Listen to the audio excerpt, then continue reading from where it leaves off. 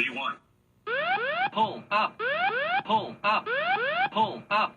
Terrain, terrain, pull up, terrain. Welcome to the Flight Safety Detectives. Hosts John Golia and Greg Fife, two of the world's most respected aviation safety experts, talk all things related to aviation and aerospace. This podcast and the Flight Safety Detectives YouTube channel are brought to you by the Professional Aviation Maintenance Association, PAMA, and Avemco Insurance, a world-class provider of aviation insurance and your one-stop for all general aviation insurance needs. Get a customized quote at avemco.com or give them a call at 888-879-0389. Tell them you're a listener of the show and receive a 5% discount. Now it's time to buckle up because it's wheels up for the latest episode of Flight Safety Detectives.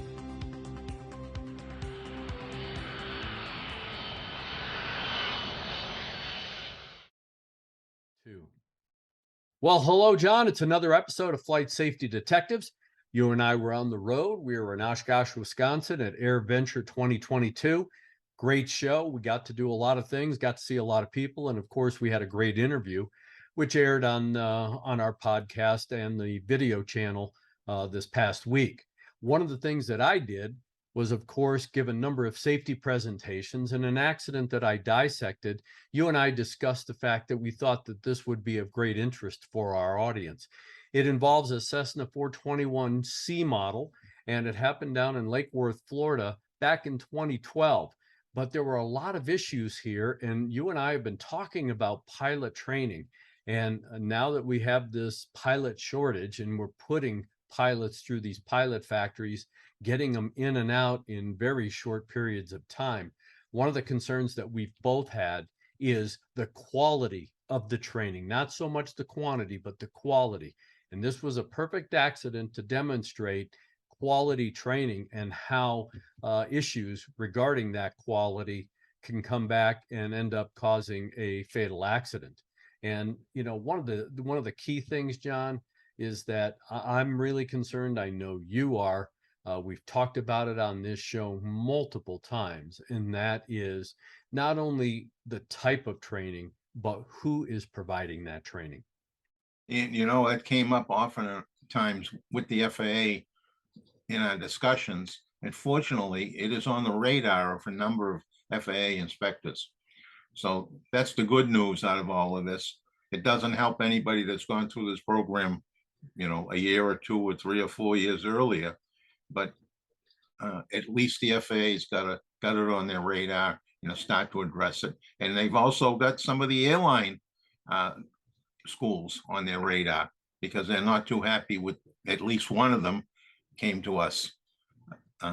So that is it's going to be an ongoing issue, I'm sure. And, you know, our time in the Avemco booth, we had a lot of people come and give us ideas for show. And a lot of people come with us just to say hello. I mean, it's unbelievable. Of our viewers were at AirVenture. So it was very encouraging to see so many. Yep. And the presentation I did regarding this particular accident was well received. I tried to bring a lot of different points, and you and I are going to talk about that today. Again, it's a 421C that crashed down in Lake Worth, Florida back in December of 2012. And some of the backstory here is, of course, that this pilot, who was actually the owner of the aircraft, had purchased the airplane recently in the July-August timeframe. The airplane went down for maintenance for an annual inspection and actually repaint. So once the airplane was down for maintenance, he decided to go to SimCom to get the 421 training and spend a couple of weeks there going through SimCom's training program. And anybody that's ever been through a SimCom or Flight Safety International, Simuflight programs like that, no, they're very comprehensive. It's, you know, basically full immersion type training. He went through that training program, and in looking at his training records, it's obvious that he was able to pass all of the requisite training requirements in order for him to receive a graduation certificate primarily used for insurance purposes. But he had gone through the training in September. The airplane was still down for maintenance from almost 3 months. And he finally was able to retrieve the airplane out of maintenance and paint in December of 2012. And during the course of getting the airplane, he had only logged about an hour and a half in that aircraft, in the accident aircraft. Now, he did have about 145 hours of total flight time in various models of the Cessna 421, but that was over a long period of time. He had also been flying a single engine PA-28, which he owned, and he had well over 1,000 hours of single engine time. He had about 1,230 hours of total flight time. So you're talking, about 175 hours of total multi-engine flight time. But again, that was spread out over a long period of time. And he only had an hour and a half in the accident aircraft. After he retrieved the airplane, there was a mechanic out there at the airport who had interacted with the pilot. He apparently had started the aircraft on a initial start to go out and actually fly out to Lake Okeechobee. He was going to go shoot some approaches and landings, and then fly on to his destination, which is Miami. While he was starting the airplane ran briefly, both engines cranked, and then he shut them down and apparently had an alternator charging light. So maintenance went out there. They finally determined that it was nothing spectacular. They fixed it. Pilot cranked again, got both engines running, sat and did a run up, basically a pre-flight run up on the ramp for a couple to 2, 3, 4 minutes before taxiing off to runway 3 in Lake Worth. And so, all sounds normal. There were a number of people out there watching this pilot and this airplane with great interest, of course, including the mechanic. And they saw the airplane taxi out. The pilot lined up on the end of the runway, powered up, and from all the witness observations, the at least initial part of the takeoff appeared normal. Airplane rotated about halfway down the runway, and shortly after takeoff and during the climb out, they noticed that the airplane started to yaw left for 1 to 2 seconds, nose pitched up substantially, and then rolled over to the left in what was described by a flight instructor as a VMC roll. The airplane then went into the ground from a low altitude, steep nose low, left wing low attitude, collided with a bunch of palm trees in a park, struck some very stout concrete picnic type tables, and the airplane came to rest, exploded, and burned. And in looking at the wreckage, the airplane is sitting, and we'll have these pictures posted on our website as well, so that you all can look at these pictures. But the airplane was sitting upright at the accident site. It was very easy to identify all the requisite parts of the aircraft. But there are some notable findings, John, that we're going to talk about. But we're also going to talk about pilot training, because this whole issue, this loss of the aircraft, and unfortunately this pilot losing his life, was all due to the failures that he apparently, in at least, did not follow his requisite training that he had received only 3 months before. Yes, and it's important for us to go through that, because the NTSB did not go through it very well. Now, at this point in time, I'd like to tell our audience that this show is responding to a very large number of emails that we received to shorten this show up.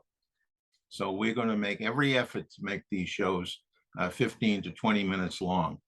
And they want us to analyze more of the accidents, not just go through what the NTSB said and do a once over lightly that we have been doing at the end. So this show is going to mark the first in a series, and we'll see how it goes, and we'll see what the audience says. But we're going to do a short introduction to the accident, and then in the next show, we're going to go through it step by step by step on what they found, what they recorded, what was missing from the report, if anything, and take it from there. In the pieces that may be missing, did it have an impact on the probable cause or not? So that's a real teaser, John. You just set up the audience, you roped them, and now you're going to pull them in, but you're going to give them a little slack. So that is the teaser. That is the teaser. Hmm. A lot of the people that came by the Avemco booth where we spent a lot of time were raising these issues. So it's not not necessarily our idea, but we will respond to what our listeners want for content and for the methods in which we analyze it. So we'll see how this goes. Yeah. Well, I think this is a great accident to try our little beta test with, because there are a number of issues that were identified in this particular accident. You have operational issues, you have some maintenance related issues, which resulted in the loss of power on the left engine. And of course, we have training issues. And all of these things need to be explored and should have been explored thoroughly by the NTSB. However, in reviewing their report and even the docket, there were a lot of holes. And that's where the information, that's where the lessons learned are. And that's why you and I, when we dissect these accidents and we look at the backstories and we ferret out all this additional information, that's the key for our listeners and our viewers to really learn something. Just reading a report that identifies some factual information and comes up with, and the board coming up with a simplistic probable cause, does not benefit aviation safety, because there are no lessons. All it is a documentation of an accident, without really identifying where the failures, where the shortcomings occurred that can be used as lessons learned, going back into a training program, going back into an individual's training program, of course, looking at maintenance issues and that kind of thing. And these are the valuable things that you and I try to bring out when we dissect these accidents. Yeah, and I'd like to add that the reason why we're looking at training accidents right now is because we've had so many accidents just this year alone with what appears to be obvious training deficiencies, with some new pilots and with some pretty substantial time pilots as well.